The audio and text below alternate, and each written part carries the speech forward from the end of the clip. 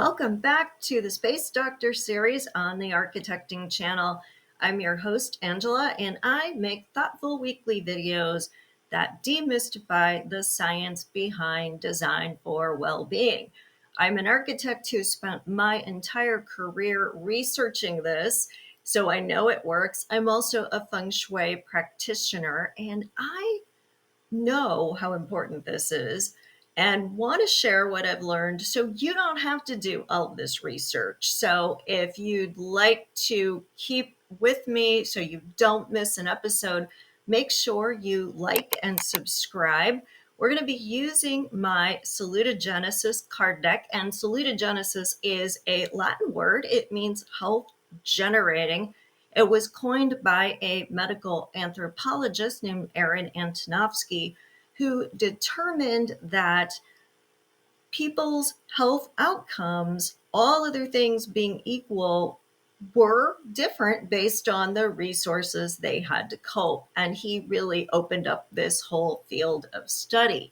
So the way that the deck works is the black rimmed cards are foundational concepts. All of the research that I can find, theories from psychology, sociology, anthropology, all related to what creates well-being or takes it away.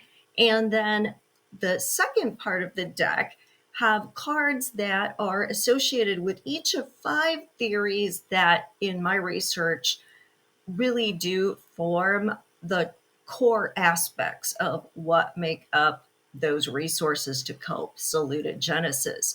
Each of these 5 aspects are also paired with a feng shui element.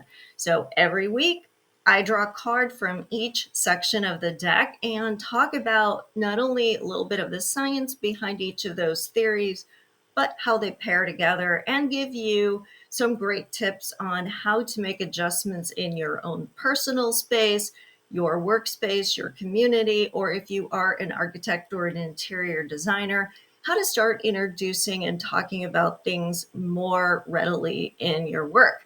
So if you're ready, let's get started. The first card that I drew was Resiliency. This is the fundamental concepts part of the deck.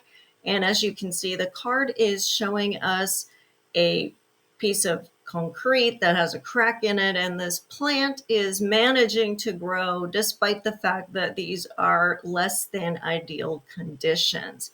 And that is really what resiliency is all about. I really feel that resources to cope and resiliency are tightly linked, because the more resources we have, the more resiliency we have to deal with problems as they arise. Now, our environment can create more resiliency for us, or our environment can create more stress for us. So we want to think about what are we doing in our spaces to make them more calming, more peaceful, more supportive of whatever type of activity is going on there. And therefore, we're helping people to have what they need from their environment rather than have the added stressor of having to fight with their environment. And we've all been there. Confusing signage in a building, and we get lost and flustered. Bright lights, loud noises, disruptions that constantly startle us or take away our attention, spaces that ergonomically don't work for us, that don't fit the social setting we need to create, whether we want to be alone or with a group, inability to control an environment, so being uncomfortable because you're too hot or too cold or it's not lit well enough. All of these things are creating stress for us. So we want to pay attention to them. Now, the card that I drew from the aspects part of the deck is from the Sense of Coherence part of the deck, which is the orange rimmed. Sense of Coherence is associated with the metal element in feng shui. And metal is all about the mental effort, thoughts, logic, associations that we make. And this particular card is based on this idea of analogous mapping. So what you can see on the card is that we have a very, very rudimentary symbolic depiction of a house, right? Gable roof, building, window. We recognize this around the world, even cultures where this is not their vernacular. Children have been shown to still understand this to mean house.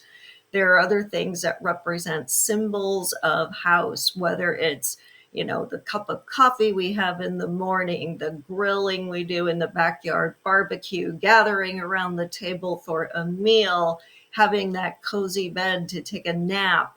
So you can see from the card that there's a lot of things that the minute we see them, we make an association with home, and it's a positive association. And that's true of pretty much every space we ever go into. If you walk into a supermarket in a city when you're traveling, you've never been in this store before in your life, and yet you could figure it out. Why is that? Because to the extent that grocery stores have a certain typology to them, every grocery store has a lot of similarities in how it is set up. So you could figure it out based on what you already know about how grocery stores work. You could walk into a religious environment, and even if you are not that faith, you kind of pick up on the cues that are baseline cues around reverence and being quiet and the idea of focused worship.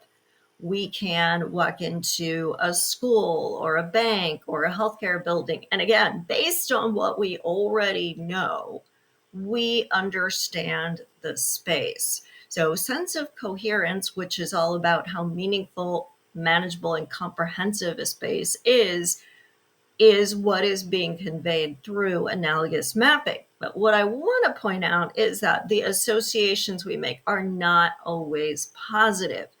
If you've had a bad experience somewhere, like maybe you were bullied in school, or you found test taking extremely stressful, or every time you go to the doctor, you find out something bad, or the dentist, you start to form negative associations. So now those same spatial cues and symbols start to trigger a stress response for you.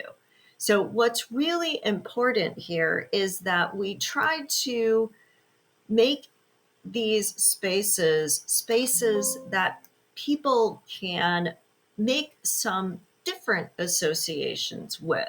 So a lot of the time you might see language that would convey the idea of, say, a spa used in a setting that otherwise might be stressful, like a hospital.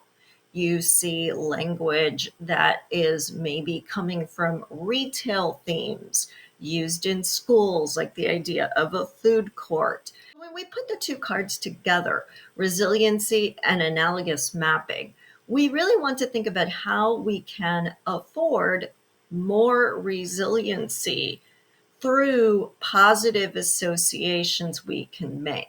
To do that, we need to understand our audience. So if you're doing this for yourself, you already know what things for you have positive associations versus negative ones. If you're doing this for a client or a community, you want to take a little bit of time to understand who is using the space, because something that could be a positive association for one group of people might be very triggering for another. So do your homework, but then once you understand what creates positive associations, the next thing you want to ask is, what kind of message do you want to send about the space? So is it important to say this is a space where you feel empowered and where there's a lot of trust being built? Is this a space that's about relaxing and hanging out and being social? Is this a space that's supposed to be reverent or comforting? And you're going to put the two together and start to use features from the built environment that you can borrow from spaces that you know of that have those associations. You can use artwork, you can use graphics, you can use furniture and styles and colors, all putting together to create that analogous map to a positive association. And the minute someone goes in the space, regardless of what they think about going to a doctor visit or going to school or going to the library, whatever it is where they might not have the most positive association, we're going to kind of pattern interrupt that by having things in the environment that immediately create a feel good and a positive association. And that's going to be backed up. It's not just a bunch of props in the space. It's going to be backed up by meaningful things in the environment that allow you to use that environment in the way that the space we're making the good connection, the positive association with, would have in it. By doing that, we can really help people have a lot more resources and therefore a lot more resiliency. And I love hearing how you are using these tips. So please share in the comments what your aha moments were or what's happened after you've tried any of these ideas. And again, make sure to like and subscribe so that you don't miss an episode.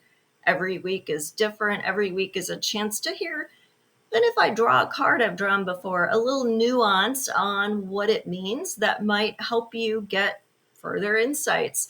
So I hope you've enjoyed this episode and I will see you next time.